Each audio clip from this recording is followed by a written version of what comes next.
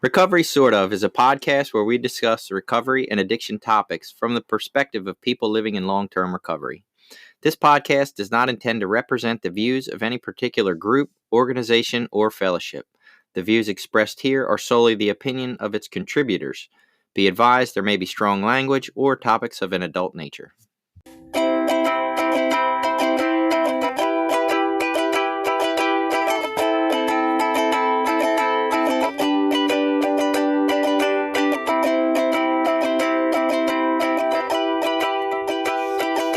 Hi, this is Billy. I'm here with Jason. Hey, what's up? And we're here with Recovery Sort of. This week, I kind of had a weird situation. Jason was there, and we had an interaction that was interesting, and one of those experiences that I thought about afterwards, and just caused me to think a little bit about how I interact with people that are using addicts. Outside of meetings and outside of the comfort zone of how I feel about dealing with addicts in meetings. So Jason and I and another friend of ours, Jason, had went to a meeting. We went out to eat afterwards. We were standing outside the restaurant, just all of us having a conversation. And a young man, probably mid to late 20s, maybe early 30s, hard to tell, comes up. You could tell he was a little, fishy. Yeah, he looked a little sketchy, but he wasn't overly threatening. He wasn't, he came up pretty meek or whatever you want to say. And so he walked up and he asked for a cigarette. And Jason and I don't smoke. The other Jason did. And he kind of does this, hey, do you have a cigarette? I'm sorry, I'm a piece of shit. And, I'm sorry. And, so Jason gives him a cigarette. And then he's like, you need a light. Yeah, I'm garbage, whatever. And he's just talking down about himself. And so he gives him a cigarette, gives him a light. And of course, I think the three of us are standing there. At least my expectation was then he would just turn around and walk away with his cigarette. And he doesn't. He stands there and becomes like a fourth in our conversation. And he walked up right we were in the middle of talking about something. And of course, all three of us, I think, forgot what we were talking about. I know I did. Hilariously, whenever I tell people to be a part of things in meetings, I'm like, just walk up and fucking be a part of the conversation until you're part of it. Like, just do it. And right. He did that. Yeah. So, so he stands there and he's like a fourth in our conversation. And it was just, for me personally, it was awkward and weird. Like, what is up with this deal? Is he going to start asking me for things? Because that's always awkward. And so he stands there and he goes on to talk about he just got out of or left AMA, the hospital, and now he's out there on cold, and it's 20 something degrees that night. It's pretty chilly out, and he didn't know what he's going to do, and he's probably going to freeze to death. And I think Jason made the recommendation of a couple of different treatment or missions and things down that way. And he kind of blew them off, and he didn't really say much. And I mean, the truth was, in the moment of all that, all I wanted was an out of that whole weird situation. It was just awkward. It was weird. You just interrupted our conversation. What do you want? And I just didn't feel good after we left the whole thing. In the moment, I was just glad to be. Oh, and then as we're standing there talking, he proceeds to say, "Oh, excuse me for a minute," and pulls a bottle of liquor out of his pocket and starts drinking his bottle of liquor, which was like the I just want to get out of this, moment for me. And so we kind of, hey, we're gonna go now. Gave each other hugs. That guy was there, and maybe it's just me or maybe it's not, but he looked like he wanted a hug or whatever. And I did the old, stuck my hand out to give him the handshake kind of thing. And it was just a weird whole situation that, as I thought about later, was like, wow, I really wish I would have done some things differently there. Not that I feel guilty or anything that I did anything wrong. But I wish I would have handled myself differently. And so I don't know if that was pretty accurate take on that situation, or if you had anything. Yeah, that seemed pretty accurate. One minor detail that didn't get thrown in that I did want to point out, just to give him credit, was that the other Jason did hug the guy when you and I shook his hand, and I was like, man, god damn it, don't be better than us. I saw that too, which is what probably imprinted that on my mind. So yes, I did catch that. Yeah, so just to give him credit, that was pretty awesome that he did. So I think that was a pretty accurate description. I have not thought about this particular situation much throughout this week since it happened, but similarly in the past I have. And so I run into this. I say I'm somebody who cares. I say I'm an addict in recovery that wants to help other people, whether they're other addicts that need recovery or just other people in general. I've made it part of my life's goal. I've gone into the field of social work where, we say we give a fuck and all these things. And like, these situations are always a struggle for me, right? There's like a lot of dynamics that go into it. One thing that I've noticed is that I don't have any problem volunteering to go do, work in any kind of field where it's like, hey, we're going to volunteer, we're going to show up, we're going to go into places and do good things for people. And yet I don't do it as well on my time, right? Like it's fine when I've signed up and I'm that's where my brain is at. Like I've got my brain and my heart all in one place. Hey, we're here to help. Like we're here to be a good dude, right? And then when I'm on my free time, sometimes I just cannot click that on in an instant, right? It's kind of like two separate places for me. And maybe that's a healthy thing to be able to do that. Maybe if I was always running around with my heart wide open, it might be a little dangerous and I might burn out. I don't know. Another thing that catches me is that I shut down when people are just not ready, right? I will do a little bit. I will try to mention some ideas. I will gauge their, where they're at in their stage of change, per se. And if they're like real far into pre-contemplation where they're not even considering that there's a problem yet or that they need to do something, I shut the fuck off, right? And that's what I kind of did with him. He was saying he just left the hospital, right? And I'm like, well, that was a terrible idea. Yeah, You're right. cold out here. Like you had a warm bed. And then, I mentioned a couple places and he didn't really have any interest. And at that point I was like, okay, I don't think I can really offer you anything that you want. And then when he pulled out the alcohol, I was like, and now I don't want to be here. So I'm leaving. Right. That's the kiss of death for this conversation for me.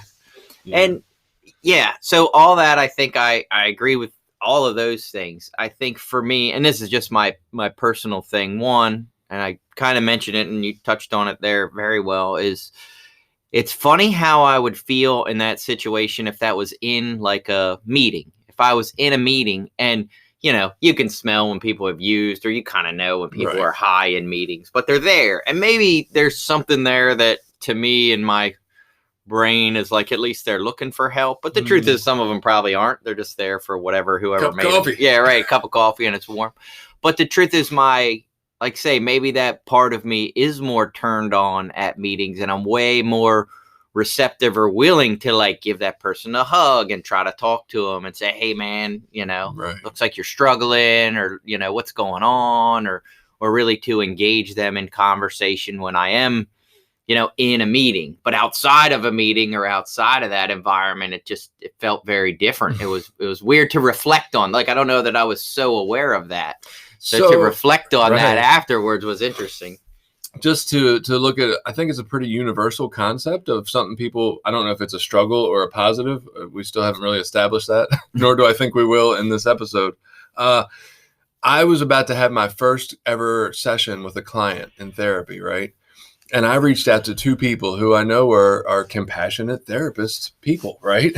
And both of them, I was like, hey, I'm concerned. I'm nervous. This is my first client ever. I'm really scared. And both of them said, you'll be great. And left it at that and kind of walked away. And I was like, what a fucking unvalidating, uncompassionate thing to say to me, right? That's shitty. Now, look, I know neither of these people would ever tell somebody that in a therapy session, right? They'd be like, they would validate the hell out of them and normalize it and talk about it and delve into it. And yet I caught both of these people not in that moment of when they're used to providing that. And so I don't know. I guess people struggle with when they're not ready to provide. Maybe we should all be more trained to provide it more regularly. Or maybe we do need to turn it the fuck off so that we have a chance to like recuperate. Almost like when we sleep, right? We need time to like let all that shit process and manifest, and maybe we need to turn caring off for a while so that we're not, I don't know, always in pain for someone else. Yeah, and like, so in this situation we were in, as I reflected back on what I wish I had done, I don't wish I had given more or been this source of advice that was going to change the person's life. Like, none of that. What I wished I had done differently is just been a little bit more, and it's just for me personally, like I would say a compassionate human being, to just be honest and say, hey, all three of us are people in recovery that have struggled with addiction over the years. We've all been down a similar path to what you're going through.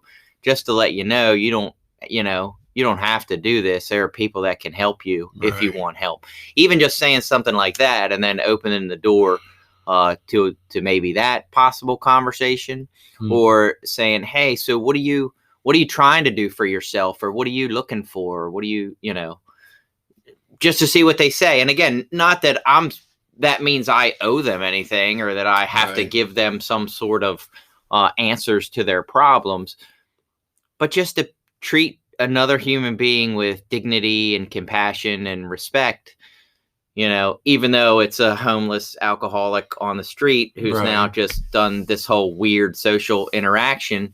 And again, for me, what the reflection is how awkward and weird I felt in that moment. And so I just wanted to get away, and is that stigma? Like, is that a sense of stigma of like, oh my God, here's this homeless alcoholic guy coming up, to start begging us for stuff, and I don't want to be around this guy. I definitely want to clarify that I don't feel like we did not treat him with dignity or compassion. I think we were like a decent human being to him. I don't think we treated him badly. Yeah. You worried me there we for a didn't second. Treat him. No, I don't feel like we treated him bad at all. No, I thought we were kind. I mean, I don't think we were degrading at all. I mean, we could have definitely been like, fuck you. Right. But we didn't do that. It made me think of a song for a second, that What It's Like song or whatever, by Everlast. No. I mean, now that you bring that up, do I wish we would have shared a little bit about our story? It would have been nice. The one thing I wish I would have done different is giving him a hug, right? Yeah. Like in that split second moment, the hug thought was there, and I didn't, right? I just didn't. And I do wish I would have. I don't know though. That's a tough one. There is some stigma. There is some uncomfortability. I can't say it's completely because he was drinking or an alcoholic or an addict or homeless or any of that. Like, mine is a lot just that I have fucking social anxiety at times and struggle talking to anybody I don't know. And so I just want to get the fuck away from everybody at all times if I'm not used to talking to you. Now, get me comfortable with somebody and I start a fucking podcast and can't shut the fuck up, right? But around people I don't know, I'm very much like, oh my God, I don't know how this is going to go. I need to get out of here. So me too. I don't know if that was so much had anything to do with who he was or just the fact that I didn't know him.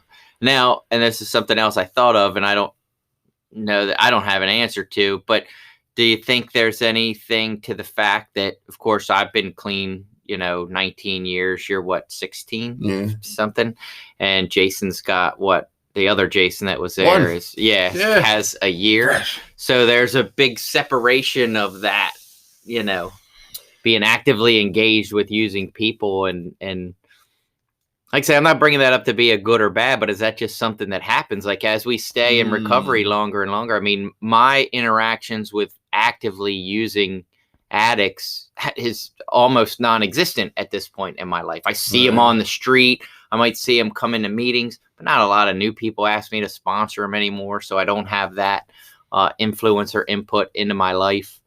Most of the people that I hang around with or talk to are people that have multiple years of recovery or, a completely different life than what I had at a year clean. Right. And is there something there?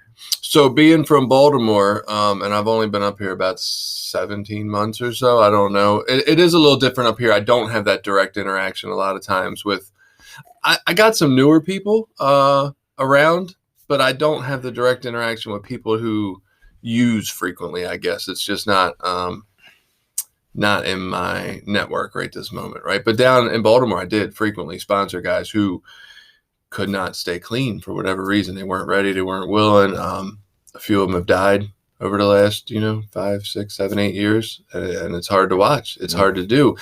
But I do agree with you that there is some separation still. Like, I remember having like 18 months, and if you asked me to go share an H&I, like I was like, yeah, this is where my message is most powerful, right? I could definitely help the guy who can't get a day clean. And now if you ask me, it's like, I don't know what, like nothing I'm talking about really identifies or relates to those people who are struggling just to not use. I talk about the struggles like we talk about on here of dealing with life and my wife and my kids and all this, and they're like, what the fuck are you bitching about, dude? I got a heroin problem. Wish I had a job and all that stuff. So I do think there is a natural separation from things. I guess everybody, like anybody who went to college and partied in a frat or a sorority or just partied in college and then at the age of 40 might not associate very much with like keg stands and college football games anymore. You know what I mean? So we do remove ourselves, but I will say that I don't know that that's who I want to be. Right. I'm glad I don't hang around with using addicts, for one. Like, I don't want to use, but I'd much rather be the guy that's more closely identified that gives that guy a hug. Right. And this is the instance where I think I can learn from the guy with less clean time or however you want to refer to that. Like, he did the thing that I believe I should have done in that moment. And so I can learn from that. And I'm glad he's around to show me that that's who I still want to be. Yeah, absolutely. So, yeah, anyway, that was probably about all I had on that. I just thought it was a weird interaction that stuck in my head. And I didn't know if, sometimes we have those interactions in life and our version of reality is different than what reality was. Right. If we want to switch gears a little bit, so we talked, I think I talked about on here that I vaped at work like a while ago. Did we? I don't even remember what the fuck we talked about on here. I'm glad you know. So apparently I just thought this was one of those things. It was not a very comfortable moment when my supervisor brought it to me. But I thought it's been handled really well, right? Like, okay, first thing, don't vape in the work bathroom anymore, even though I'm pretty sure I'm learning that more and more of our clients do vape in the bathroom as I'm being there for a longer time. So I was like, well, that's a good thing. Just follow the rules. Hey, that's a good counter reaction to being told to do the right thing. Do the right thing. And then I quit vaping, which is still going on, I don't know, 3 weeks now or whatever it is. That's awesome. Not going to vape no more. So I'm like, damn, this is a really good outcome for this, what's seeming like a really bad moment. And apparently, like, it didn't go well for my supervisor. Like, it did for me. Like, she just had some hangups, I guess, with me or the vaping or something along the way. And so Thursday, she decided she was going to let me go, basically. Like, she can't do it anymore. And it really caught me off guard, man. I'm like, what in the fuck? Right? Like, what did I do that was so bad that you don't feel like you can see this commitment through that 6 months ago you couldn't wait to sign up to do? Right? Like, she wanted this. It's not like it was thrown on her. Like, she volunteered for this position and then took me on and then doesn't want to finish it out. And I'm like, my experience with me, and look, I know I have a misguided judgment of myself, right? It's one-sided. I see myself probably a little better than some other people that have to deal with me do. But generally, like, the feedback I get, whether that be in grades in school or promotions at jobs or anything like that, the feedback that I'm given that I can take from the world is generally pretty good. It's pretty positive, right? It's like, hey, you do a good job. Cool. I like that feedback, right? What the hell happened with me and this lady that I had to be let go is the really curious part for me. And I made my peace with it. Like, I spoke my piece to her before it all happened. And so I'm like, fuck it. It is what it is. She is sort of affecting my grade. I've been a 4.0 student for 7 years, and she's pretty much going to make me get a B for the first time ever. And it kind of pisses me off. I'm like, you're not even going to see me anymore. Like, that doesn't seem fair. But it's really weird to get that opposite feedback and not get it very well to where I even know what the hell it means, honestly. And especially after doing what I feel like was every next right thing after our, conversation about things maybe not being right. You have Any experience with that?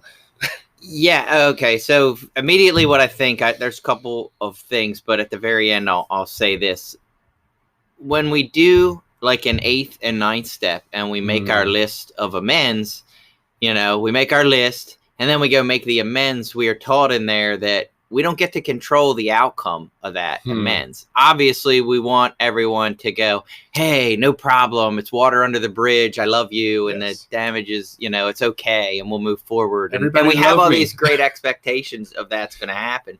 But the reason we talk about that in that step work is because there may be people that go, no, fuck you. I hate you. Or I'm hurt by what you did. Or you violated me in this way, right? And I'm not, I'm glad you're sorry, but doesn't make it better. And that's a reality that can happen and has happened too. And at least surfacey wise, like that's kind of what this sounds like. Like that sounds like this person says, well, it's great. You're doing all these other things. That's wonderful. But you did this wrong thing and I am not okay with it. Right. No matter what you do afterwards, it doesn't undo the wrong thing, Making amends doesn't make the pain of the damage that we did go away. It helps to make it better going forward. With all that said, obviously we all make mistakes in life and we all, get shit wrong sometimes. I've learned, part of humility for me is learning that I have some really good characteristics that make me a really good, let's say, employee at work. There's some things that I've become aware of that make me a really good employee.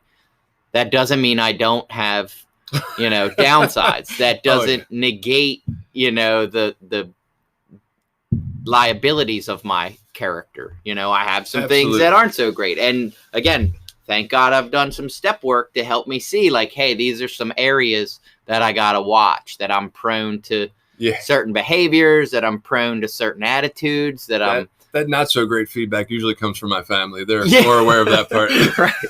And so that's with all of your assets that you might bring to the table at therapy or school or work or home, you still have liabilities, and we don't get, unfortunately, in most of life, we don't get judged on a total sum kind of thing. Like you have A plus B equals C and you're just a C. Like that's not how it works. Yeah, you build 1,000 bridges, but then you suck one dick, you're no longer a bridge builder. Right. Something like that. So, maybe this is just an opportunity to recognize our humility in that, most people in your life, professional career might like you, but some people aren't going to for whatever. I don't like everyone in the world, Well, no doubt I have my liabilities or my drawbacks or my difficulties in dealing with me, right? I know that they're there. I guess my experience is they don't usually come out outside of, well, I guess they come out outside of the house, but my immediate people in my life are the ones who see that the most, right? Who deal with that the most. And generally, even though they have come out in work environments or school environments before, it's generally not in the first 6 months of being there, right? That's the kind of shit that, like, first my representative's there, and he's the guy, handling everything with grace and class. And then later on, once I'm a little more comfortable, then the real shit starts to come out a little bit. Same in relationships. You did say something in there that made me curious about something.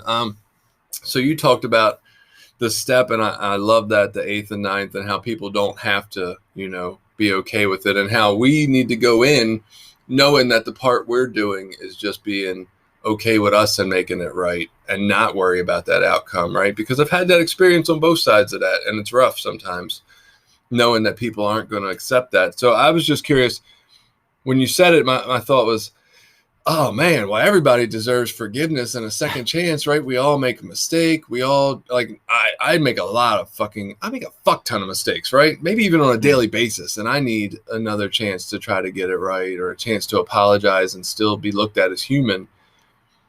So everybody should get that.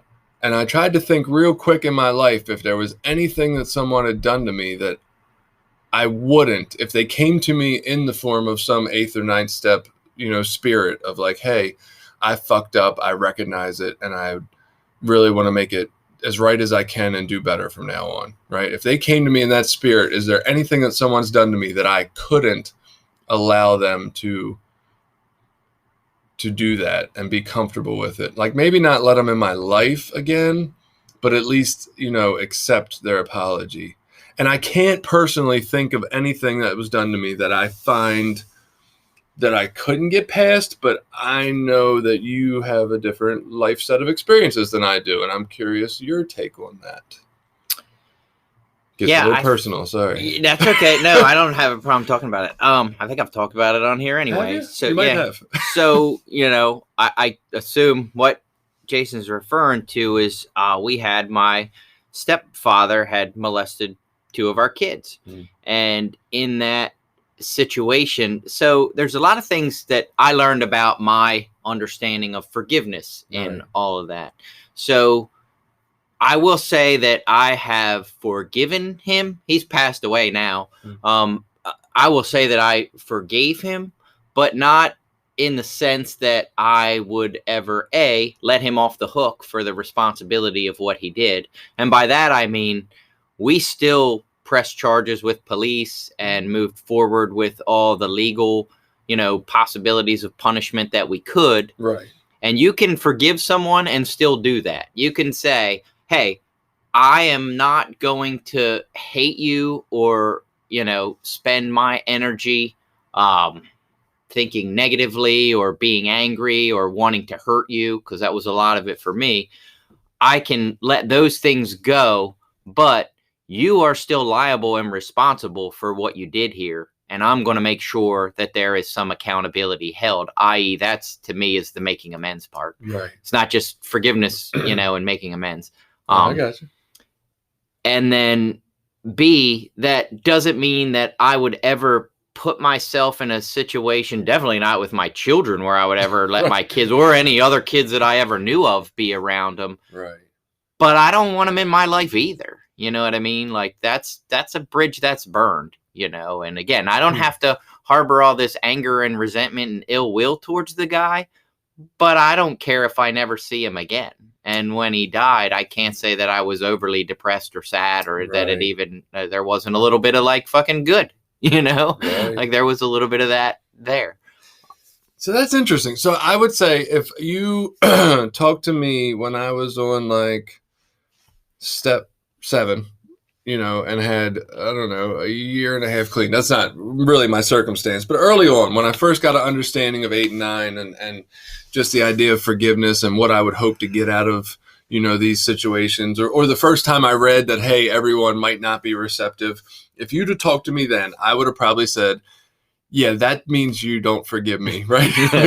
That means that this did not go kosherly, because my idea of kosherly or well is that you like me again, because that was really my goal early on in recovery. Will you please fucking like me, right? Right. I need your approval. Yes, it was. I can completely understand at this point in time where you're coming from. I would say, yeah, I think you can not harbor anger or bitterness towards the person and still press charges and still be living in a pretty spiritual place. I don't think there's anything wrong with that. But that does make it trickier to understand. Like, if I really don't want the person in my life anymore, do I really believe that they're different, right? I can accept their apology, but do I really believe that they're different if I don't want them around? Because if I believe they're different, then they should have another opportunity to present themselves to me and be a part of my life. That's tricky. Yeah. So in this situation, he never came and apologized or took ownership or anything. So I can say in my situation, I don't know if that would change or not. I like to think probably not. I would imagine not. I mean, I can't imagine that if he had come and said he was, in fact, it was quite the opposite. Like after he admitted it to us to our face, he went to the police and lied and changed his story and said, no, because he did that in the beginning when it first came out and we confronted him. He said, I don't know what's wrong with me. I'm sick. I'll go to counseling. I'll get help, blah, blah, blah, blah, blah. Now, of course, it turns, and we were like, well, fine, whatever, great. And then we still turned around and called the police because, and then when the legal part came, he lied and changed his story and said something completely different. So to me, all that was just a show to try to get us not to call the police. Right. So there was no sincerity there, whatever. But I've always sort of went down the road with spiritual principles. That spiritual principles, I live them and act them in my life. And this sounds selfish to say, but it's like for my own self, for my own spirit. No, right. I'm not kind to you because I'm doing you some favor. I'm not compassionate towards you because it's doing you a favor. And that's a, whatever you call it, a bonus consequence of living these principles. But my goal isn't, to gain, like you say, to try to gain love and acceptance and those things from other people. So, like, as I'm doing step work and going through steps, with people and teaching them about these principles and living them in their lives, like, my understanding is that's me turning my will and life over to, the power greater than myself. Like, that power greater than myself is living these spiritual principles. And these principles have ripple effects out into the world. They affect all the people around me, right, in spite of myself. And I don't do them because I want praise and accolades and rewards. Then that twists the motivation.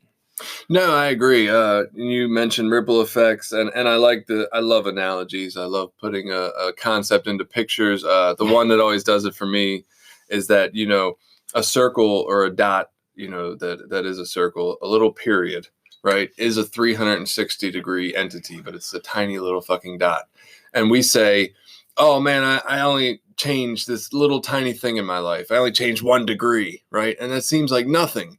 But the further you get out away from the center of that as life goes on, that 1 degree is a huge fucking difference, right? And then maybe you make another little 1 degree change and keep moving further. No, I agree with I don't think I live spiritual principles to help other people. I'm way too self-centered for that to be fucking true. But what I do kind of tend to believe in more of a communal spirituality or shared existence, where I almost think that me living in spiritual principles and how that affects other people very much is an effect on me. It's almost kind of like, I guess the Christian belief would be sort of like, hey, treat everybody as if they were Jesus. And I kind of believe that the universal, God energy is in everybody. So I feel like when I treat you well, I'm also treating me well. I'm treating the universe well. I'm treating God well. I think it's kind of all, and that's sort of I don't know how. No, I think that's pretty much my belief system about spirituality, right? And I kind of think, in living these for me, I'm treating everyone exactly how I want to be treated, kind of the golden rule idea. And I think in a weird sense, I am treating myself well in treating others well. I think there's part of me in them, the same part of me that's connected and plugged into whatever this is, that this shared existence that we have, Right. Yeah. And I think the shared principles are how we are connected. I mean, it comes out in these little, whatever, nuancy interactions. Oh, I work with so-and-so, or I talk to this person or that person. But really, it's the principles behind the actions that affect those relationships or outcomes. I don't know if that's making a lot of sense, but I can go into a conversation with somebody, say, yeah, I had an argument with my neighbor. Well, really, it's the principles behind that conversation that dictate that interaction. Right. If I can go talk to my neighbor about an issue we have over like a parking situation, and I approach that with love and compassion and understanding and say, hey man, you're parking here and it's in my way, versus me going over, hey, you fucking asshole, why are you blocking my car every morning? Right. Like, it's easy to say, that the interaction is based on a parking situation, but the parking situation really isn't the interaction. I don't know. That's getting a little philosophically deep, I think. But, no, but actually, you know what? I had a couple of online interactions that might tie into that a little bit, but let's do our little ad here first, and then we'll come back and hit on them. This episode has been brought to you by Voices of Hope, Inc., a nonprofit, grassroots recovery community organization located in Maryland. Voices of Hope is made up of people in recovery, family members, and allies. Together, members strive to protect the dignity and respect of those that use drugs and those in recovery by advocating for treatment, support resources, and mentoring. Please visit us at www.voicesofhopececilmd.org and consider donating to our cause. All right, so we're back from break. when we left, you were talking about the idea of, and I'm not completely sure where you were going with it at all the time, but it was, to me, it came across as like, it's more how you do things, not what you're doing. Right. A lot of that aspect. It's not so much, do I disagree with this person, but how are we dealing with that? How are we interacting together? How's that working? And so an interesting thing that I found, I was on Reddit, and, you know, a lot of people have differing opinions, and I'm on a lot of these recovery subcategories. Look, I'm suck at Reddit. I don't even know what the shit's called half the time. There's little, you know, groups of people, communities or whatever, and I'm a part of a whole lot of ones that are about recovery and addiction. Just to interact with people, maybe plug the podcast here and there, but I find I don't really do that. I more just talk to people who have questions. And so this guy came back on after I had posted a comment and disagreed with what I said. And so I, you know, counteracted. I took into consideration what he said and commented back and had a little counteraction. And so what I'm used to is we have this concept of people have found it easier to be nasty online, right? Because they're not face to face, they're not present, they're not physically there. To deal. We say it's because they don't have to deal with the consequences if somebody whoops their ass or something, I guess. But also they just don't have to really deal with the pain they're causing or the hurt or the trauma they're causing another individual as they're being rude or mean or however they are. You know, and this is an old concept. Little self-disclosure, I guess. I might have already said something about being in prison before, but when I was in prison, they called them cell gangsters, right? You had a lot of mouth when you were locked away and nobody could get to you. And then, you know, you weren't so tough when you came out for a break. And now we have, you know, the Facebook people who rant and rave and have these, like, you know, freak reactions online. And yet somehow you don't see this at your local, you know, gas station going on because it just doesn't exist the same way in real life. But what I found with this guy was that we had a very classy, respectful conversation online, right?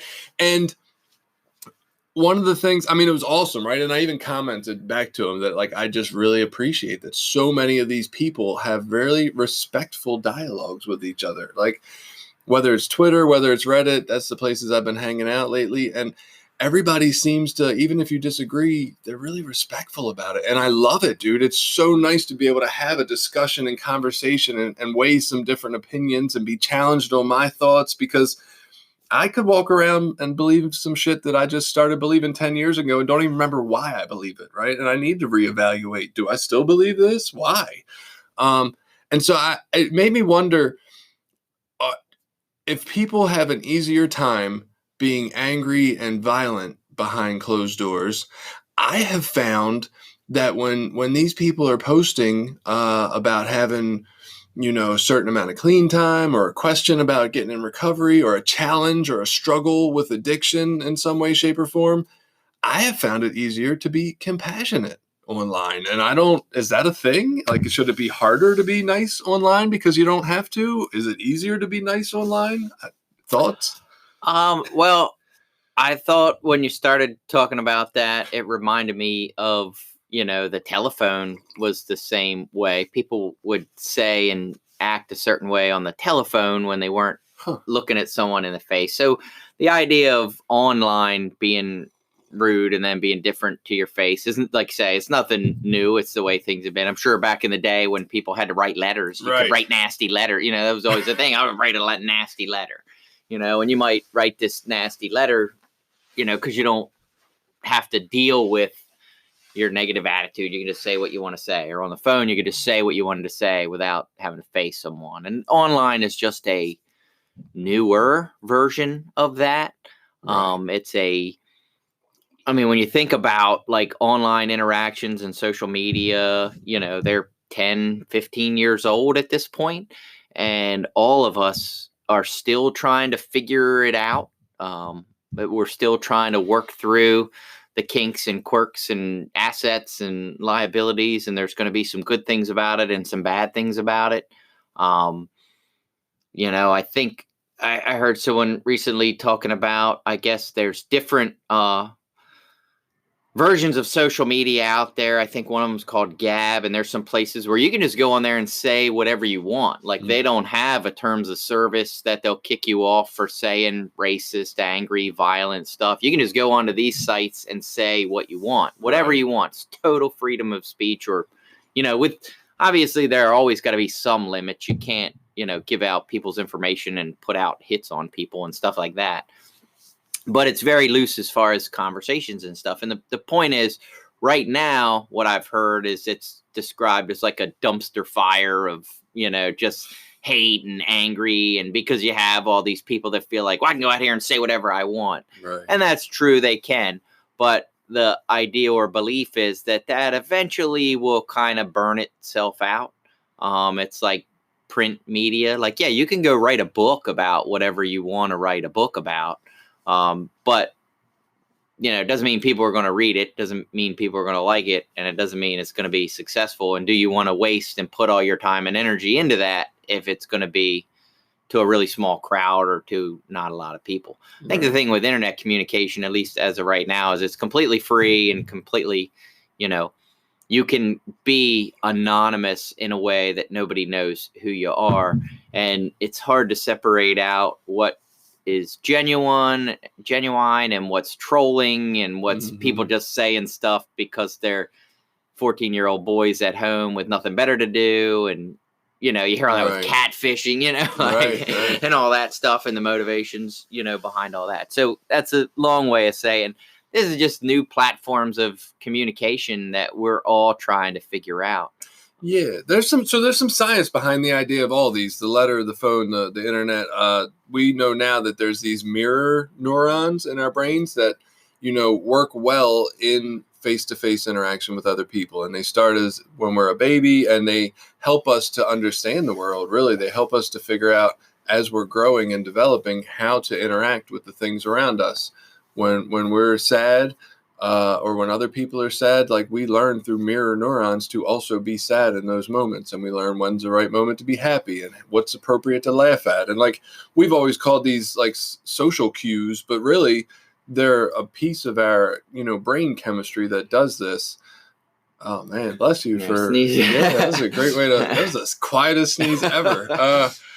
And so I get how taking that aspect out of it, like when we're not in front of somebody, no matter if that's letter, phone, or internet, we don't have the ability to gauge exactly where they're at. And I think that might be some of what tempers like me not angrily spewing venom at someone, and to show some of my, liabilities and not so great parts when I'm yelling at one of my kids, when I can look in their face and see what it's doing to them and how they feel.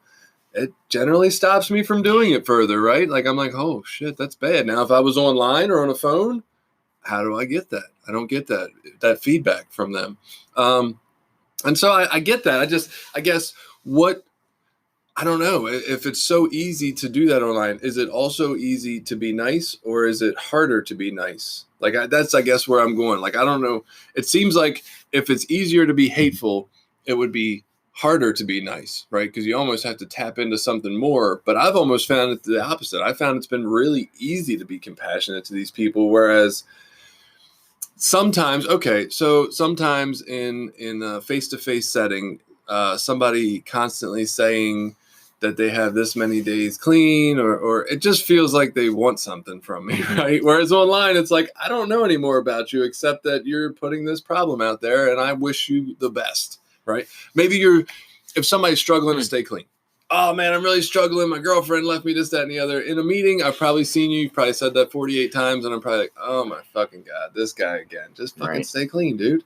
Whereas online, it's been easy for me to say, holy fuck, dude, I know that's tough. Right? I really hope you can figure out a way through it, man.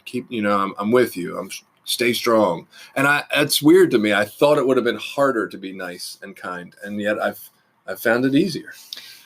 Yeah, and I think so. Where I guess my intention behind what I said earlier with it being a new media is that we will figure it out. Like, in essence, both of those things are equally true.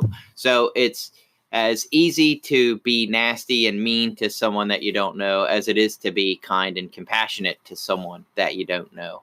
And that, for most of us, as that becomes a more regular and more normal form of communication, let's say for you as a person, I would think your genuine personality is going to come through. The other benefit to us, at least I think people that are actively engaged in what I'm going to call recovery through the 12 steps and the practicing of these spiritual principles that we learn through 12 steps is, I believe, maybe secretly or not so secretly, but the goal in there is for us to just become our authentic selves, Right. to become who we are, be comfortable in our own skin, figure out what our morals and values are. So if I'm a person that, believes that in general, it's, best to be kind and compassionate and loving and caring towards other people, I hope that comes through in all aspects of my life. But I could, you did bring up an interesting thing, because I thought about people in the meetings. We're in a small area here, so it's easy to hear gossip, or maybe it's not even gossip. Maybe it's just facts that Right. know about, this guy was dating this girl and he cheated on her, or she cheated on him, or, Right. he was sleeping with his sponsee, or, whatever else kind of stuff that we just know from our personal interactions. And then it's hard not to carry that into when you see that person again, or when you Right. interact with them. Like, I know you're the guy that, you're the guy that stole from your boss for 15 years while you were, those things about these people. And sometimes it is a challenge to our morals and values to let some of those things go. Right. Like, oh, look, it's the wife fucker sharing about how his girl Right. cheated on him. That karma work, right? Yeah, no, Right. I get it. So, maybe that autonomy of the internet gives us that, because maybe you're giving some helpful, friendly advice to some asshole who fucking kicks his dog when you're not. Right? No, very and much that's healthy, so. though. That's good, because that guy needs that. Right. That autonomy. That's funny. It relates into what I've always said about we did a lot of travel into other areas at different times throughout my life. I've done a lot to other meetings, just an hour away from home, maybe a little more, a little less. And you go to a new area and you hear people and it's all fresh and it sounds good and it's exciting. And at some point you kind of realize that, like, those are the same fucking asshole personality types that you're tired of hearing in your own area, right? It's just that you've never heard them, so you don't have the backstory to be annoyed by it. You're not judging them while they're sharing. You're just listening and enjoying it. And it's like, it's the same guys. It's the same people in every goddamn meeting, honestly. You don't have the background to be annoyed by them. Yeah. Already. And it's fun. I mean, that's what makes, social media and all these platforms get a lot of bad press, but I don't know that I don't think they're all bad. I think it's still a work in progress thing. And we had just kind of talked about earlier, a situation with my son where they go to this alternative school. There's not a bunch of other boys his age at the school. And we found he's 11, and we found out he was doing some online chatting with, strangers in essence. And of course, as a parent, you're immediate, and everything you hear about social media is like, oh my God, we got to tell him to stop, and he shouldn't be doing this, and he's, it's dangerous, and all these other things. And that was my knee-jerk reaction to that, was like, we shouldn't have these interactions. We don't know who. Obviously, he's talking to some dangerous pedophile 43-year-old man who wants to find out where he lives so he can come abduct or molest him or get money from him or whatever scam they're running. And that's the knee-jerk reaction, because that's sort of the what you hear a lot in media is the worst-case scenario. But the truth is, after kind of sitting with it for a couple minutes and thinking about it, I thought, well, a better approach to that would be to sit down and talk to him about, hey, here are some dangers. These are things you need to be aware of. We need to look out for. We need to know. And there's a healthy way you can use this as a positive in your life. And at least it sounds like for you, that's what Twitter and some of these things are becoming. Me, so I have been off a lot of those platforms for the opposite reason, is that I would get on Facebook and someone would make a political post, and I would try to go into this with like a conversation, being informed and educated and open-minded, and try to give different points of view.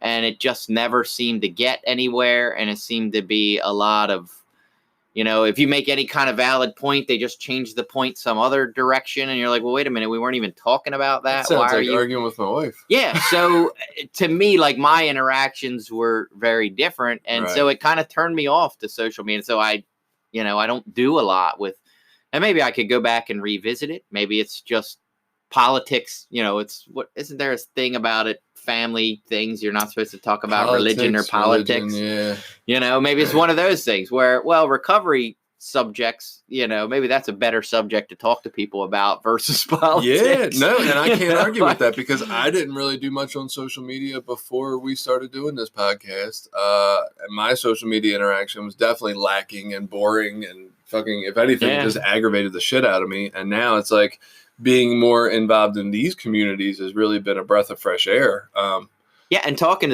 to you about some of those I was just telling my wife, like, I'm on the fence about, you've presented an appealing side to it. Like, wow, I wish I was doing more of this. I think this could be a positive thing in my life, just engaging with people. I obviously love to talk about recovery and recovery principles and, applying this stuff in your life and the struggles and challenges and stuff.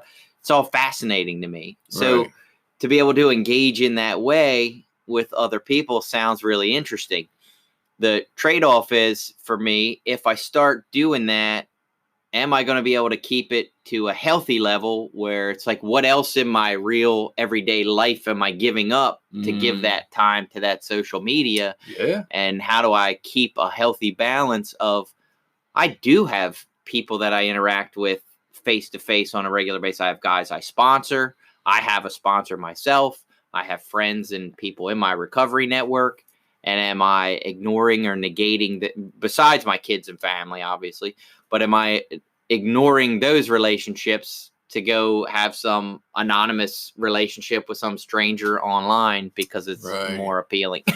Well, and I happen to have, with, winter break from classes right now, I happen to have a inordinate amount of free time, honestly, that I have devoted a lot of to being online, just because it's been good for my life at the moment. But I agree. Like, there is points in time where I don't necessarily want to not be on those, sites talking about positive things, but I do have other things that need to be done. And so hopefully I don't neglect any of my real life responsibilities for this other world, but I have found it interesting. One of the things that popped up last night for me, and I want to mention this. So I posted on Twitter last night just because I don't know, I was excited about this morning. I was ready to fucking do this. And I said, and a little bit of, hey, everybody that doesn't know yet, I do a podcast, right? It was a little of that too. I'm not going to be totally dishonest. So I said, I don't even know what we will talk about tomorrow morning, but I'm so ready to record the podcast. Love Sunday mornings. Did not fucking expect anybody to say anything, honestly, because generally people don't react to podcasts. Right. I've shared a couple of our podcasts on there, and they've got like 3 or 4 likes, all by other people who have podcasts, shockingly, right? And I'm like, oh, well, I guess podcasters listen to other podcasts, or at least like them. And so this guy responded. I'm assuming it's a guy. I should say this person. But their handle is @alcoholicdad4, right? Which is kind of humorous to me. I'm sure it's, a couple tiers up from like @BigBootyClapper42069. But he said, or they said, love your podcast, sort of, and then laughed, which is pretty funny, actually. And then they said, seriously, love the show. And it fucked me up. Seriously, like, it just fucked my whole world up when they said it. And I was like, I don't know what the fuck to do now, right? I really don't know what to do. So I get the whole concept of like cognitive behavioral therapy and which we refer to as CBT, and the idea that we have these core beliefs or schemas, and when we don't like ourselves, we deflect anything that sounds like a compliment or a positive, and we can't hear it. And I lived my life like that for a long time, right? I've been through some therapy. That's not where I am today. I can take in compliments. I'm still not always sure what the fuck to do with them, though, right? And so I felt this. I was able to take it in and feel it. Like, man, this guy apparently likes what we do. Maybe not. Maybe he's never fucking listened and he just made that shit up and he was being nice. Either way, it felt really nice. And I was like, I just don't know what the fuck to do with this, right? If you'd have said, what do you want out of this podcast? I'd have said millions of adoring fans, obviously, right?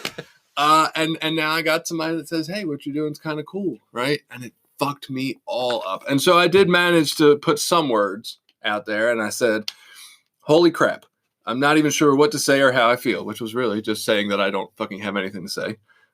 Thank you. I'm humbled, and I hope it assists you in your journey in some way. Like, all right, that's a pretty cool response, right?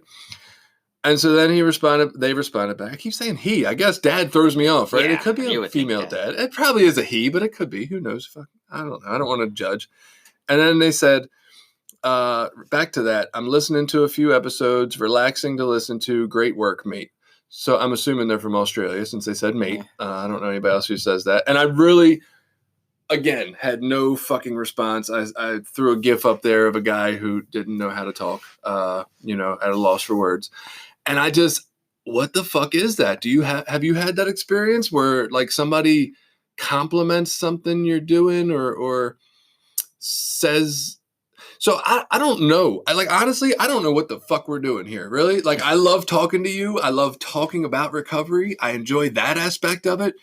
But in the sense of, are we helpful or useful to anyone, or is anyone going to enjoy it? I have no fucking clue. I posted on Reddit this week, like, what mental health podcast do you people listen to and why?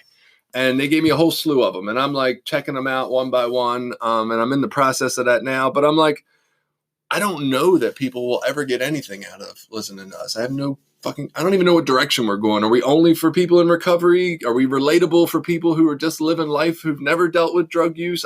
I'm so clueless.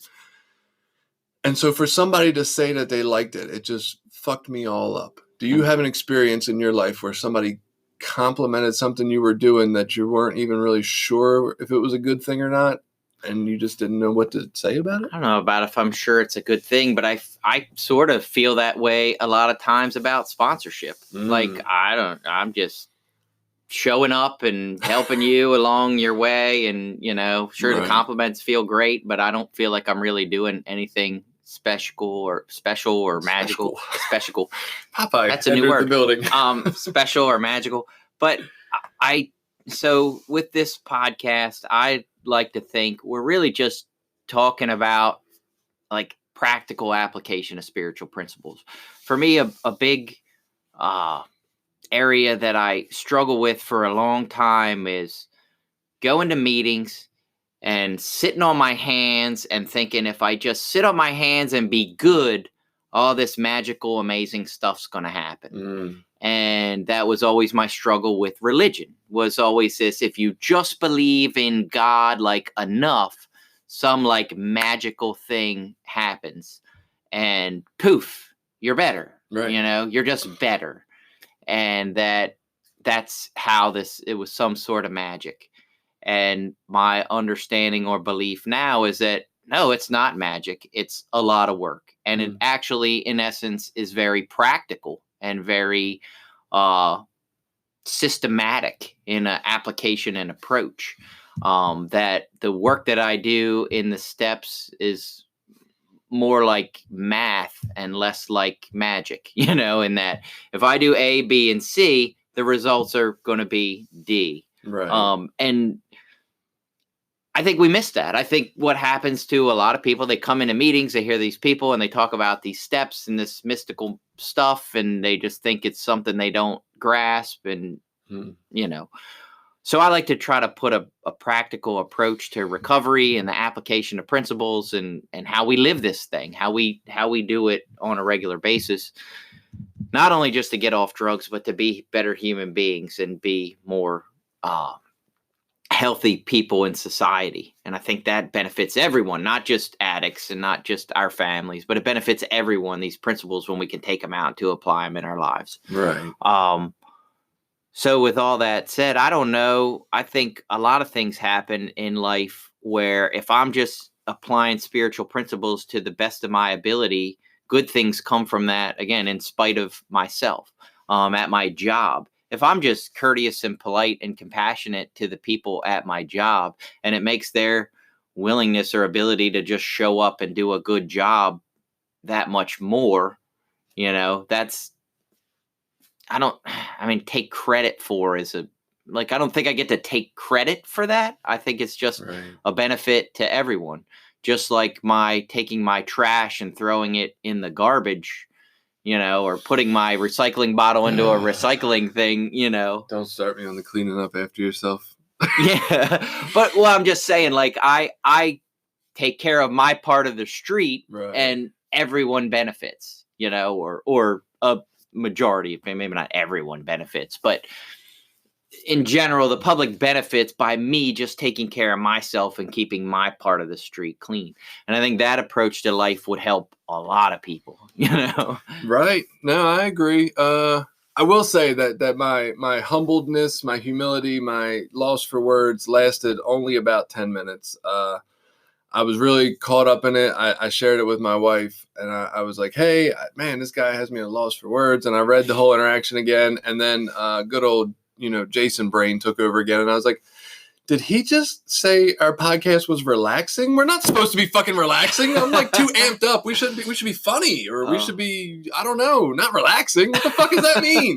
What does it mean we're relaxing, right? And I was all fucked up after that. I was like, I don't even know. I don't think we're supposed to be relaxing, right? I have no clue. I think relaxing's good. I don't know. I feel too amped up for us to be relaxing, but I don't even know. It was funny to me. It was actually hilarious to me how it went from in awe of this person that actually enjoyed a little bit something we were doing to feeling criticized by the compliment. So I'm going to take this in a little bit different direction, because this idea just popped in my head, and it's one I've thought about over the years, and I really agree with a lot. I believe that everyone in the world has some benefit to offer to the world. Okay. And that if you give them the right environment, circumstances, motivations, and I say that in my interactions with other people. So it's easy to go into meetings and you hear people that you get mad at because they say certain things or they talk about certain things. But, I believe that every human being has something to offer the world, and that if we can support and love each other enough, that thing will come out and shine. So that we obviously have something, or, not to sound egotistical, but in that context, we have something to offer the world too, just like anybody does. And I think you had said it, and I've done it. I've told a couple people, hey, if you want to come on and talk sometime, we meet at 9:00 on Sunday mornings, just let me know, or just show up, and you can be part of the conversation too.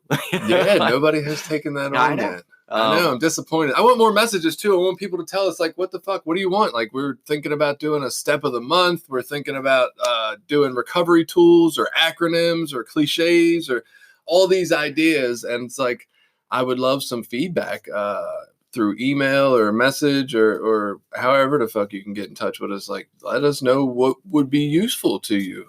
I want to, or if you are interested in coming on, fuck it. I don't know. Maybe you suck. Maybe you don't. We'll have you on try. Yeah. And, I think the result of living these spiritual principles is, our higher powers will in action in the world. It's like these, and again, I know we've kind of gone different ways with this, but I don't believe like there's just some greater, higher powers will at work that's going to happen in spite of me and how I act. I believe that God's will is acted out through our actions in the world, and that, the result of God's will is, if you're using this 3-letter capital G God thing, the result of God's will is me applying these spiritual principles in my life. And it's not me that's doing it. It's me practicing these spiritual principles. And the result of that is God's will happening in the life, in the world. And that, when we're living these principles and trying to do them to the best of our ability, we are God's love and will in action in the world. Yeah, you're where you were going with everybody having a talent or something to offer reminded me a lot of I think it was an Einstein quote about if you judge a fish by its ability to climb a wall, like you'll find it lacking, even though the fish can swim really well, right? Like we need to judge people not by what they're not doing so well, but maybe they have a different talent that we're just not seeing.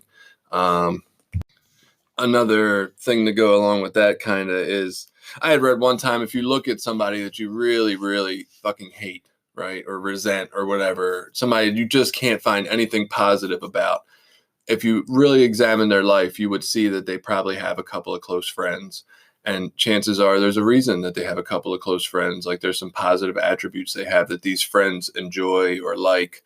And even if you can't see it, everybody has those good things about them. You just might be in a position where you're only seeing some negatives, but it's doubtful that they have friends because they're a dick, right? Like they probably have friends because they're nice to some people at least. So you brought up something interesting, and I think we're getting to the portion of the podcast where everybody turns it off because they have like an hour's attention span. Meetings program us for that hour, but fuck it, I want to talk a little more. You mentioned you think the program works more in a practical way of how we act, and look, I would agree, right? So there's a lot of science behind CBT. 12 steps kind of have some CBT related things going on there. A lot of what we do, reprogramming the way we think, our thought processes, right? That does change us in that factual way.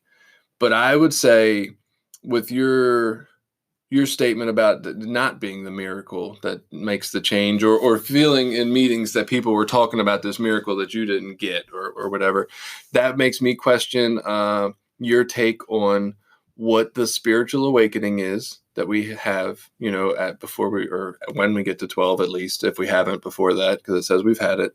And then your take also on 6 and 7, where it says hey, I did all these practical actions trying to remove this fucking character defect, and I fucking can't. Please help me. Take it from me, right? I beg you to take it from me because my way ain't working. So with not believing in so much in the miracle side of it, what's your take on those two places? I'm curious.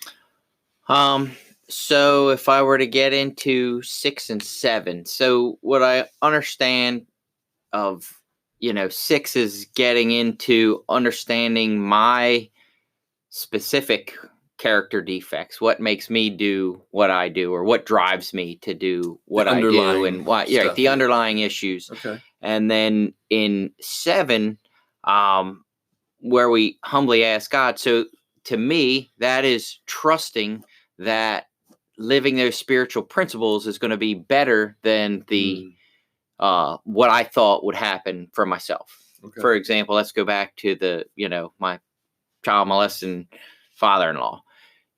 For me, for a couple of years, I spent a lot of time justified. And if I talked to 10 people, I could get 10 people to sign off on my justification of being angry and resentful and bitter. And I was mad at the court system because the fucking guy didn't even get sentenced to any jail time. There was a whole lot of laundry list of things that I had to be resentful and angry and bitter about. And I spent a couple of years in that anger and bitterness and resentment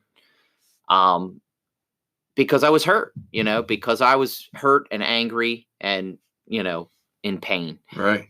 It wasn't until that trying to practice forgiveness became the result of the relief of that pain. So what I mean by that is, it isn't like I said, okay, I'm going to forgive this guy, and poof, all those feelings went away. What happened was I said, all right, I'm going to practice forgiveness here. And what I'm going to say is that I'm going to let go of my anger and hate and resentment, and I'm going to just turn that over to God. And when I think those things, I'm going to just try to say, all right, I've let that go. I'm going to be loving and caring, and I'm not going to feed into those thoughts. I'm not going to feed into that resentment. I'm just going to let it go and think something else, or change my mind, right. I'm just not going to actively engage in that thought pattern. And in the beginning, that took a little bit, you know what I mean? It was just a matter of saying, all right, I'm just going to not feed into those negative thoughts. And I equate it to using thoughts. If I think about using, me personally, what I learned early in recovery was I don't sit there and just keep thinking about using and play with the ideas. I do some shit. I call my sponsor. I go to a meeting. I talk to somebody about it. Might say something to my wife. But I don't sit there and keep mulling that around in my head and keep thinking about using and what it would feel like and where I can get it and all that stuff. I've learned that's not a good place to be. So I learned that with anger and those things is the same way. Like I have to let that go and not mull it over in my head and rationalize and justify and relive the situation. Like I let it go. I say, I'm not going to do that. I'm going to forgive this time, you know? And then for me, that meant saying, you know, Don will get, well, I shouldn't have said his name, but you know, he'll get what he needs to get out of this. I don't know what the outcome's going to be. It's not up to me to decide what the outcome of this situation is going to be. It's not up to me to get vengeance, you know, and all those things. I'm just going to not worry about that and just try to move on with my life and be loving and caring and let that go. Right. And in that, something magical happens, you know, and what that is over time, the amount of energy that I spend being angry and hurt and resentful goes down. And eventually now I can talk about him without anger and hatred and bitterness popping up in my heart. So there is a magical result of that work. It's fucking incredible to me that we can talk about the exact same kind of thing, right? The exact same situation in a life. And, you know, you can have a take on it that fits one direction and I can see it from a completely different direction. And neither way can be proven or for sure explained to be right. Right? Like, so I listened to everything you said and I'm like, okay, I agree, right? All those things you said, I totally agree with. For me, I can't take spirituality or the miracle out of it, right? In my head, it just can't, I can't separate them. Like I look at all the times I wanted to quit using and I couldn't. Now look, could science say that you just weren't ready? Like you hadn't been through enough mentally, your brain hadn't gotten to a low enough point? Probably. I mean, they could probably say so. I don't know. To me, it felt like I kept trying and failing, and then something else helped me, right? And I found that same thing in 6 and 7 with character defects. I want to stop these. I've written about them in 6. I'm tired of being this fucking dick that I'm looking at on paper in front of me, and I just can't. And then that moment comes that I can, and I don't feel like it was me doing anything different that made that moment happen. I did the same exact things I'd been trying to do all along, and that for some reason on attempt 6, it works. When attempts 1 through 5, it fucking didn't. And so to me, I equate that as there must be something else driving me behind the scenes that is making this, like, that's giving me that boost, that's giving me that miracle. And look, I don't know that that's any more right than the theory that just for whatever reason, the science of it worked out. I really don't. That's my belief system. I like it. I enjoy it. So I'll stick with it. But it is interesting that we have two opposite takes and there is no right or wrong. That's beautiful. Yeah. And I think what's neat for me is so nowadays in my life, like I don't feel a need to be right. I don't feel a need to convince anyone of anything. And that doesn't, and when I say that, it's not like I sit back and go, well, I know I'm fucking right. And I don't know what you're talking about. No, it's really like, I don't know either. Like this is just the best theory that I got now. It's not even the same theory that I had 5 years, like Absolutely. 5 or 10 years ago. I had a completely different understanding and take on those steps and how that stuff worked in my life and what it meant.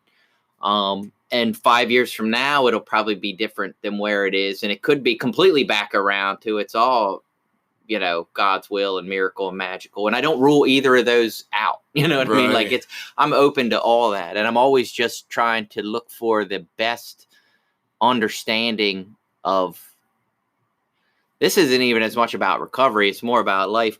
I'm always looking for the best understanding of living a good life, being caring and compassionate and healthy, what I call healthy, because those are the things that make my spirit feel the best. Yeah. Yeah, absolutely. And I say all the time, like, I don't know if I'll go to, we go to, 12-step meetings. I don't know if I'm going to go the rest of my life. I go now because I feel like it helps me and it does great benefits for my life.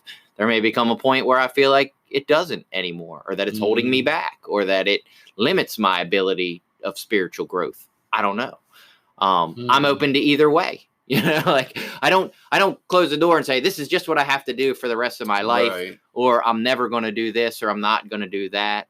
Or at least I try not to. I try to just be really open to like, hey, this is what's working. These things are a positive influence in my life. I may add things in or take things out or supplement in different ways.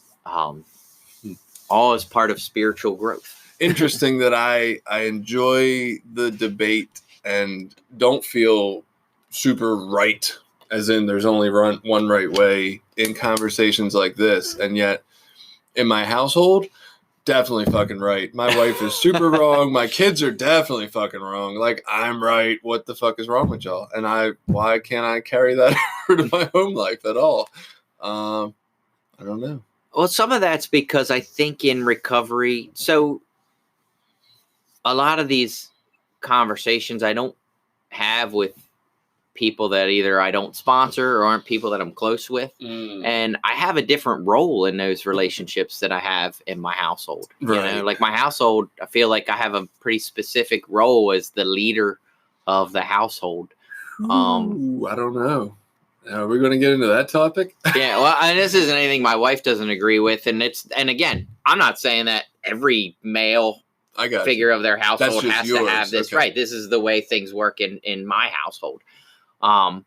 You know, and again, my wife would say she puts certain expectations and certain, you know, and the way it's been described or the way we've kind of talked about it is that I am the thermostat in the household. I set the tone for the rest of the household. If I come in and I'm grumpy and angry and, you know, stomping in from work in a bad mood, everything in the household kind of goes somber, you know, whereas if someone else is in a bad mood, I tend to be the leader that can sort of help bring us up out of that. Man, so that's cool. Like, but you know, if you're 84 degrees and everybody else is fucking hot and agitated too, and I get that, that's a lot of pressure on one person, man, to try to, it doesn't give you much space to be out of tune one day, right?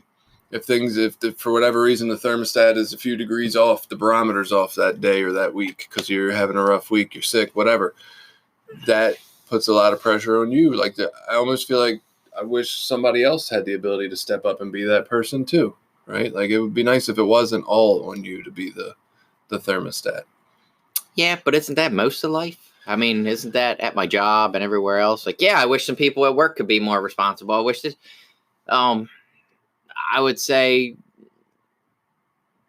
it's great to want other people to step up and take some responsibility, but ultimately it doesn't, for me personally, it doesn't negate what I still feel is my responsibility. Okay. You know what I mean? Like I still, the responsibility is still mine, whether I like it or not, you know, and like, you know, just like being an addict, like, yeah, there's a lot of days I want to be able to go out and socially have a couple beers with some guys at the bar, whatever, after work about the football game. That's great. But it doesn't negate that I'm an addict and that I still have limitations and responsibilities on my life. So again, for me personally, I feel like I have a role in my household that's my responsibility, that, you know, whether I like it or not. And I have choices. I don't have to take on that responsibility. And in fact, there are plenty of times I fall short.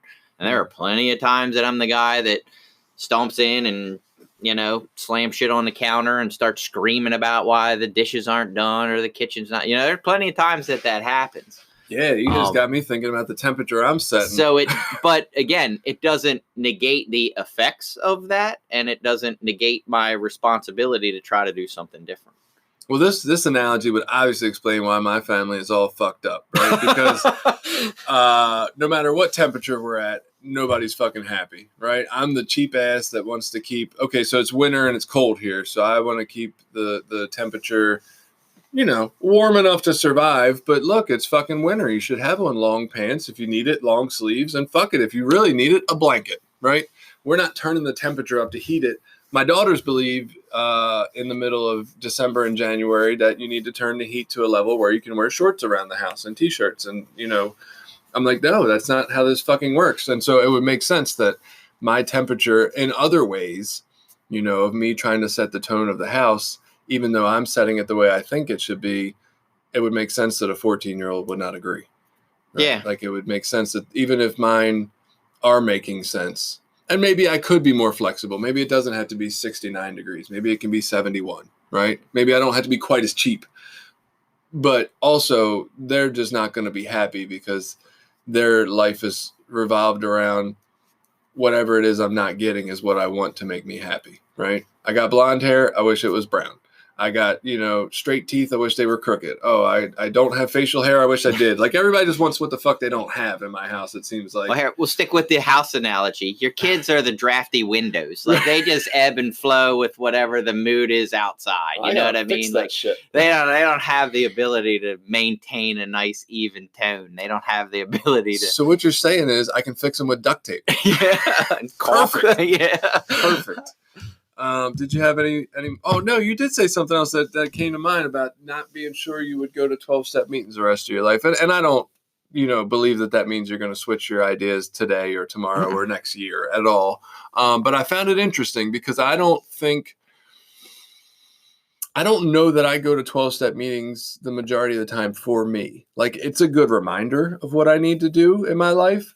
And I think it gives me an opportunity to show up and give back, which is hugely important for me. Not that I couldn't find that elsewhere. But I do have some kind of tie into the belief that maybe I need to be there for a good long time. And then look, if it became unhealthy, I'd stop. But that program gave me something freely. And I feel like it's a little bit of my responsibility to show up and give it back, whether I'm really feeling like it or not a lot of the time. And I don't know what would change that. Okay, so I'm going to give you some what might change that. Here you And go. this is going to get a little bit, I'll say, quote unquote, political within the 12-step That's community. right. Nobody's listening now.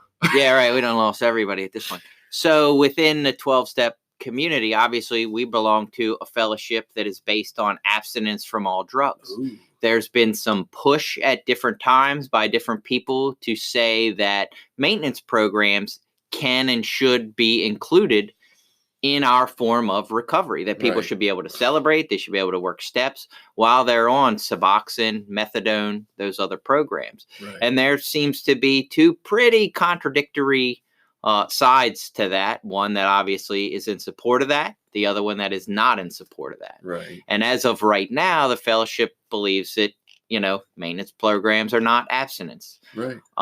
If that were to change and they all of a sudden said, hey, because there's a push, there are things in the works, motions that have been brought up, things like that, to change that attitude and to say that if you're on a maintenance program that's prescribed by a doctor, that's just like medication from any other doctor, and that you should be able to be clean. And this isn't to make you pick sides. I have my opinion, whatever. But I'll look, gladly share it. I can understand, because if you just had a surgery and you need pain medication, you are using a narcotic prescribed by a doctor for a period of time. Or if you have some sort of mental health issue that you're prescribed medication for, this does alter your brain and your mood and your thinking, right? So I get where they're coming from with that. But the point of all that is to say, so if our fellowship decided next year that now being on maintenance programs is recovery, just like your 16 years you got, the guy that's been on methadone or Suboxone for years, he is also equally as clean and has the same equal recovery. Would you want to continue to support that? And I'm not asking you to make that decision right this minute. I'm not putting you on the spot. I will. Nobody's and B, how would that change our fellowship and the direction that we go and what it looks like?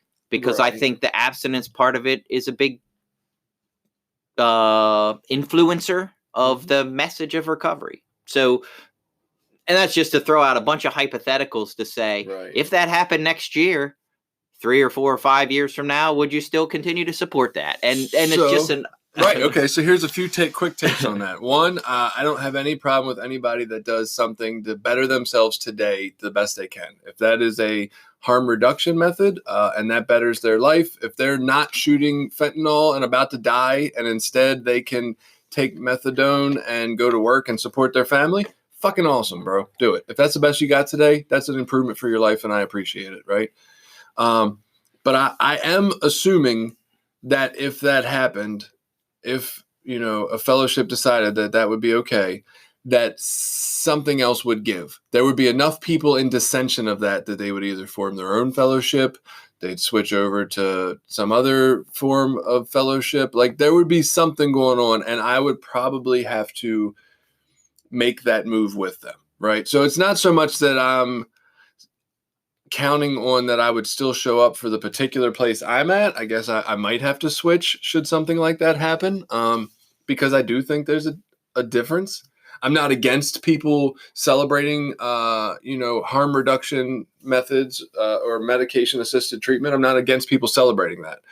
It's not what I want to talk about for me, right? Because I'm honestly just really fucking glad none of it was available for me.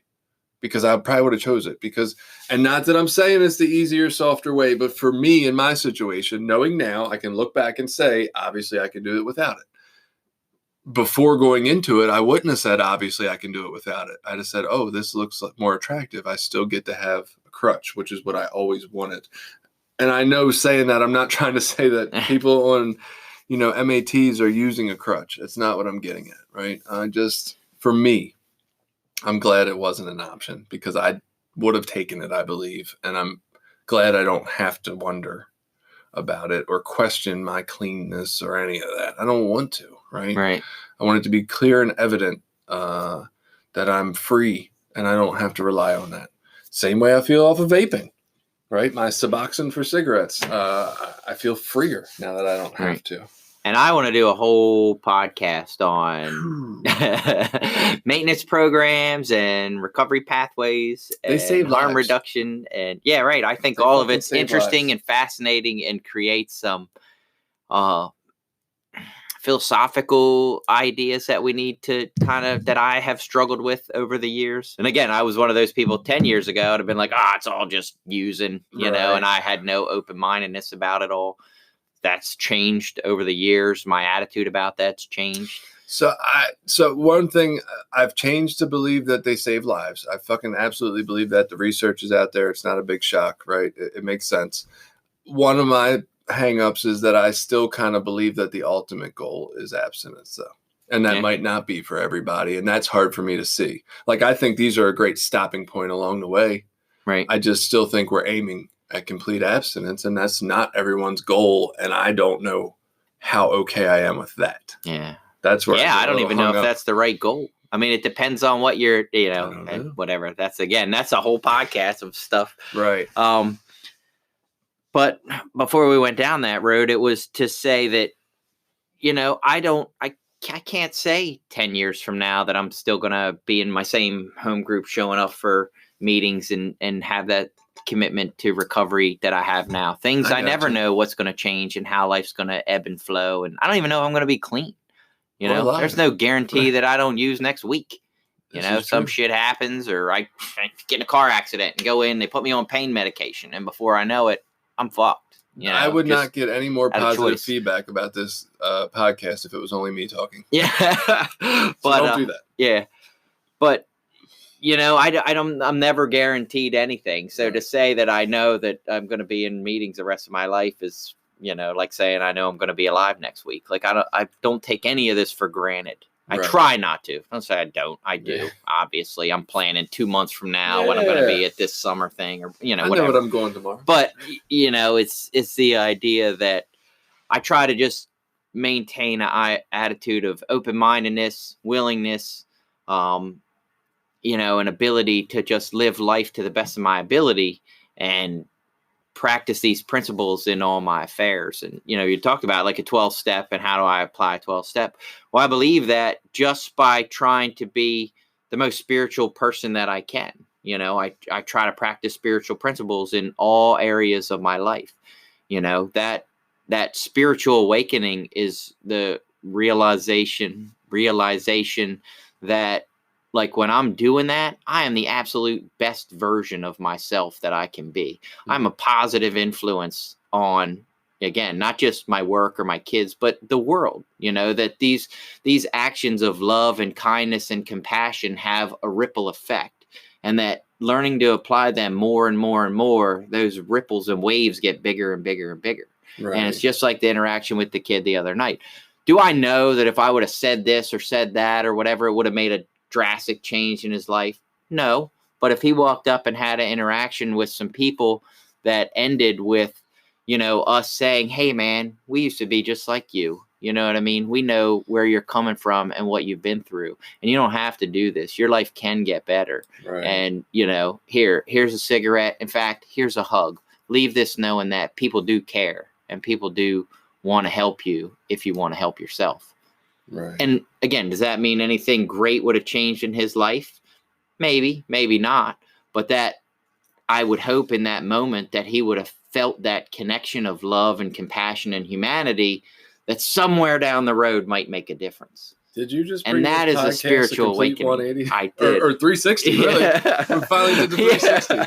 So that is, you know what I mean? Like that's a spiritual awakening. You know what I mean? Realizing that all these little interactions and little moments that we have with people in our lives have the potential to be a really important and big thing. Okay. Well, I can't possibly wrap it up any better than that. I do. Or do you have any more to say about anything we talked about? Good. All right. So because nobody's listening, I'm going to do a quick little segment that I've been thinking about that we'll probably never do again. All right. So here we are. We're going to do a little segment. We'll probably never do it again because I don't even know if I'll ever have another idea like this again. But it's going to be called How to Change the World. So here we are. How to Change the World, which is going to be ridiculously terrible, awful ideas that won't really do anything. And so today, what I came up with is that if you've ever watched American football or probably any sport, they have some version of fouls or flags or penalties that you can commit. And so I related to American football where they throw a flag. And from now on, instead of only having unsportsmanlike conduct and penalties for the things we do, if you listen to behavioral psychology, they will tell you that their behavior is much better changed by rewards than with penalties, right? We change better when we're rewarded for a positive behavior than we do for being punished. So we will now have things like sportsmanlike conduct, right? So every play, if you help another guy from the other team up off the ground, you get a yard for that, right? So if 5 guys help 5 other guys up, you get 5 yards after that play. And then if you pat a guy on the butt after they, block the pass that you were supposed to catch, that's a couple of yards for that. And just, we always are penalizing in all these sports, right? In basketball, you double dribbled. Well, what about when you don't double dribble? Let's reward that, right? Hey, you get a free foul shot because you fucking dribbled down the right way. And I just think we don't ever acknowledge this in sports. We have no reward for positive behavior in sports. It's all penalties. And so from now on, that's how we're going to change the world. We're going to have positive, rewards and gifts to all sports for all positive things. What do you think? I hate to say this. I could not disagree more. And here's the first thing I thought of with that. And I remembered I've actually said this in meetings. Like, I think it's fucking hilarious that we go to meetings and we celebrate not being a piece of shit with a cake. Oh, like, I love it. That I deserve some fucking special accolades or special rewards for not sticking drugs in my body and being a total piece of shit. I stole from my family. I lied. I cheated. I got arrested. I broke the law any opportunity that I got. And then I think I deserve some special fucking accolades because I'm not doing that. And I get it. We do it because right. It's for us, it is a struggle. And as a recovering person, it was very hard to get off of drugs. But that, to me, outside of that meeting and that fellowship and sort of a personal celebration for myself is sort of funny. Right. And I look at some of the things like that. It's like the thermostat of my house kind of attitude. I have a personal I believe I have a personal responsibility in this world not to be a piece of shit. I have a personal obligation to not just run around and wreak havoc and cause harm because it's convenient, easy, fun, for whatever reason. I feel like it's my personal responsibility to try to be kind and loving and compassionate. And if I'm just doing it because I'm being spiritual bribery, then, right. Is it really worth it? Well, so the whole process of us still being alive, evolution, right? We fuck other people to make babies because it feels good, right? Things have to be rewarding in order for us to continue doing them. We eat because it feels good. there's these processes that keep us alive, and we continue to do them because they're naturally rewarding to us. Correct. That's the whole process of evolution. So if we could reward positive behavior in everybody, I get that you're saying it seems like, spiritual bribery, but at the same time, if everybody's a nicer person, is there really a drawback to that? So when I talk about, like, one of the sayings in our fellowship is being happy, joyous, and free. Uh-huh. I am happy, joyous, and free as a result of living spiritual principles. Like, the reward is in living the principle. I agree. And I struggled with that forever. I thought that I needed a reward to live that way, and that those things were like fucking weaknesses, like being kind and generous and helping somebody out without getting something in return. Like, what the fuck, man? Right. I can't. If I'm gonna come help you move, like, you at least fucking owe me a pizza and some beer. Like, Right. I'm not gonna come do that out of goodness. Now I've learned that helping people that are my friends, or even people that aren't my friends, like, that shit feels good. Right. If I help a stranger change a tire on my way home from work, who's someone I don't even know, I just see some guy or lady broke down on the side of the road, scratching their head, not sure what to do, and I pull over and give that person assistance. When I go home and lay down at night, I don't know about you, I feel like a good fucking person. No, absolutely. and behavioral psychologists tackled this, right? Exactly what you're talking about, where we do deal with some rewards that are ingrained. Sex feels great, so we're already going to do it. Nobody needs to pay us to do it, right? Like, we're already rewarded for doing it. But as we saw with, like, classical conditioning, Pavlov, the bell did not make the dog salivate. It was the pairing of the bell with food, right? Feed up time. It was the food that the dogs were really salivating for. And so we do this with children when we want to modify behavior. Do we want them to ultimately not piss their pants by themselves because that's rewarding to not piss your pants? Yes. Initially, not for every kid, though. Some kids aren't bothered by the pissy, shitty diaper, right? And so what we have to do is encourage them with, like, an M&M or something like that, a treat. We give them a reward at first, right? And then through the process of them always having dry diapers or dry underpants, they learn to like that feeling all by themselves, and it becomes its own reward. So it's almost like we need to give them a little reward that already does it to get them to the place where they can feel that secondary natural reward of liking it for themselves. Yeah, well, that's going to get on a whole road of, I think that's what school should be for. But Yeah. anyway, Yeah.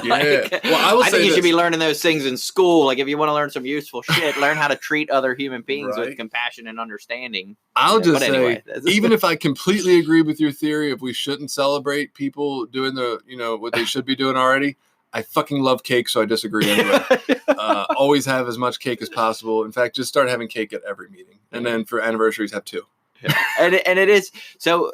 And what you just ended that kind of with reminded me of their idea. I heard someone recently explain, and I'm going to mess it up here, but they recently explained the fake it till you make it theory. And it was exactly sort of that idea. It was like, you come in and you learn a new principle, and you don't necessarily know why it's good to do it or that it's good to do it. And you may not even believe that it's good to do it, but you do it anyway. You fake it. Right. And then after you do it for a little while, it becomes part of your mental conditioning.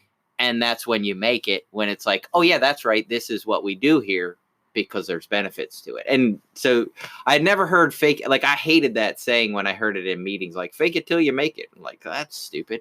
Oh, I'm totally doing a cliche fucking. But then segment. I heard someone explain it completely out of the context of meetings. This had nothing to do with meetings or nothing to do with anything. It was on a TV show, actually. Right. And it wasn't even about recovery or anything. But they were talking about it with therapy. They were talking about fake it till you make it. There's a therapy tool they were using. And like, I thought that's fucking funny. Like, anyway. Yeah, I think we're going on like 2 hours now or something. What the fuck ever. I don't know. So you got anything else? Nah, I'm good. All right, quick. We'll wrap it up. Everybody have a great week. Thanks for listening. Please leave some messages and interact. We love the fucking interaction. That's what makes this all worthwhile. That wraps up this episode. Please subscribe, rate, and review this podcast on your preferred platform. If you have ideas for topics you'd like us to talk about or just want to add an opinion, contact us through Anchor. Email us at recoverysortof@gmail.com or find us on Twitter @recoverysortof.